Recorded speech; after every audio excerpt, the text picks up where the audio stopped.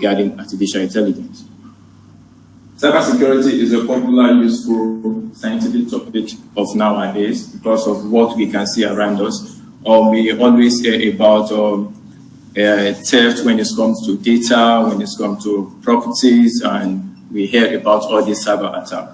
So can we just imagine how it's going to be if we have an artificial intelligence supporting cybersecurity?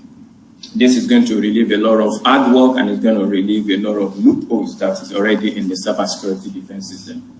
So I'm going to talk about the challenges we're facing using artificial intelligence to support cybersecurity. So my research is basically about the strategy-related challenge in AI security that I discussed along with the suggestion of cybersecurity from the planning stage to the further stage. So in this research, I only made mention of about 3 challenges. The first one is the technical challenges, and the second one is non-technical challenges, and the third one is privacy consideration. So a tailored research was implemented and carried out this particular research using one of the 4 most popular academic database, Strain, Web of Science, Scopus, and IEEE. So these are the keywords I used to filter most of my research paper and the research that was carried out. Also, I streamlined the site down by using only English journals and a journal that is from within the range of 10 to 2022. Furthermore, there are other citations in my journal that are not within this range, but there's not as much as what I focus on. So the first thing we're going to talk about today is artificial intelligence, the challenges we have in using artificial intelligence, the technical challenges. Now, the first thing is that artificial intelligence itself is having a challenge of being secure himself. It's another thing for us to understand the fact that we can use this technology to secure our information, but is the technology itself secure? If this technology is being hacked or if this technology is being tampered with, then the aim of the project, the aim of the whole process will be jeopardized. So we realize that the changes in cybersecurity issue itself is a big issue when we're talking about cybersecurity, because it's not actually yet safe by itself.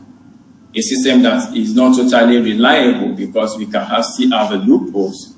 I don't think, and I believe with my research that it's still not yet perfect for being total our dependence on when it comes to cybersecurity.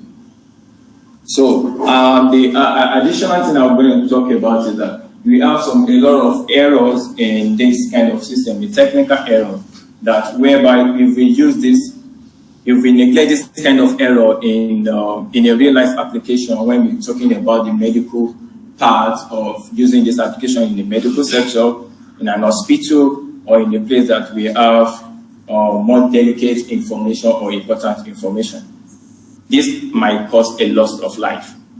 One malfunction of artificial intelligence can cause a lot of damage.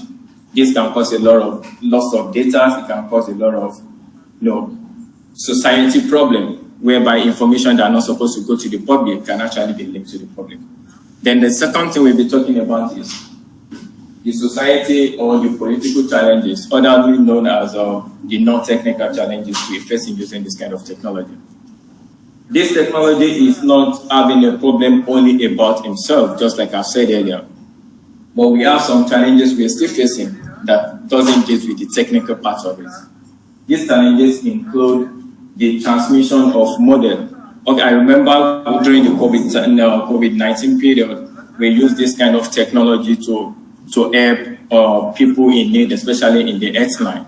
But we also realized that this technology helped us to understand the transmission method of COVID-19. It helped us to understand the modeling, but the trace at which this virus is being spread cannot just be called using artificial intelligence.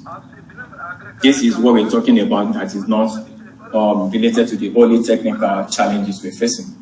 And also, When we talk, we can imagine if we have a situation whereby numbers of people here are about 20 and only 5 were positive tested as a COVID-19 patient. But due to the non-technical challenges, governments and corrupt input of data or manipulation of data, the numbers of infected patients can be increased, and nothing that this device can actually do about it. This can be increased for so many reasons, maybe to require more help from other foreign countries or any other reasons. So we will talk about the last part of it, which is cybersecurity when it comes to privacy consideration. It's so funny that nowadays most of us visit a lot of websites that we see the terms and conditions, we don't bother even reading it.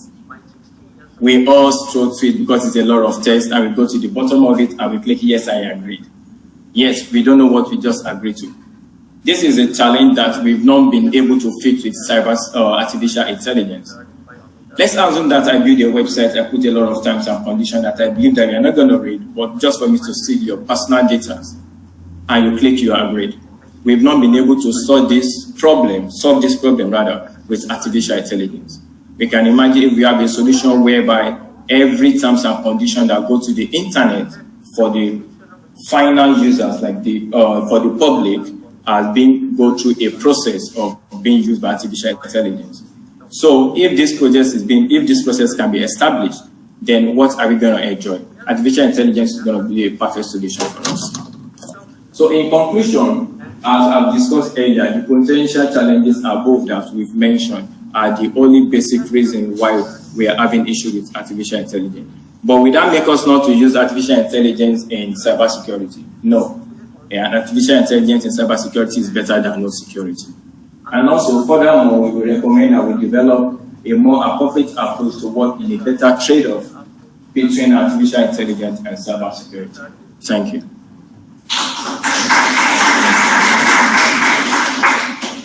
Thanks so much for the presentation. Anyone would like to ask? Sure. This presentation.